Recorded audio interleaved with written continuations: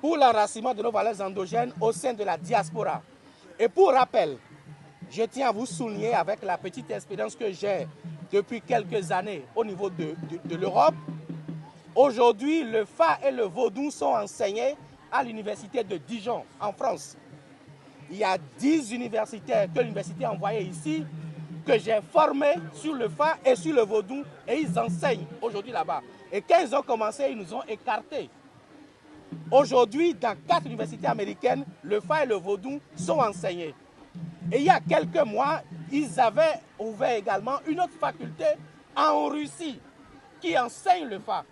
Parce qu'ils se sont basés sur les 256 signes du Fa pour développer le système de WhatsApp qu'on utilise aujourd'hui, qui ne regroupe que 256 dans chaque groupe. C'est le Fa.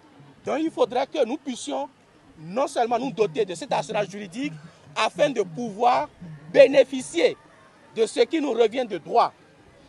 L'UNESCO a reconnu le Fa comme patrimoine de l'humanité, mais nous n'en profitons pas parce que nous ne disposons d'aucun assurance juridique. Le Nigeria tout près en profite.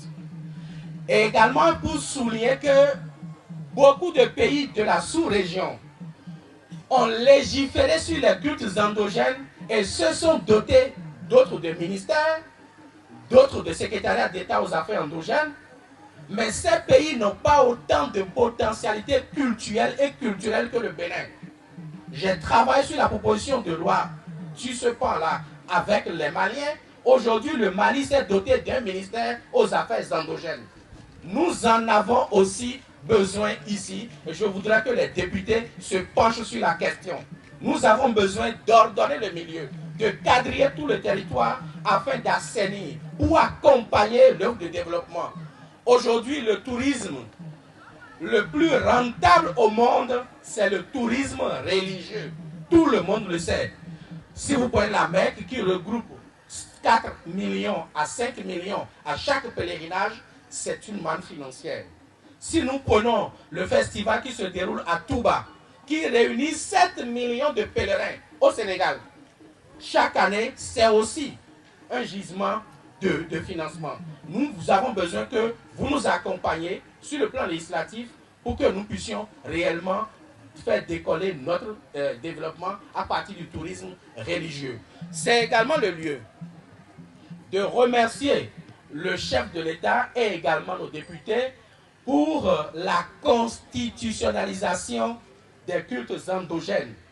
Nous vous remercions, c'est déjà un grand pas et c'est à l'actif de nos députés.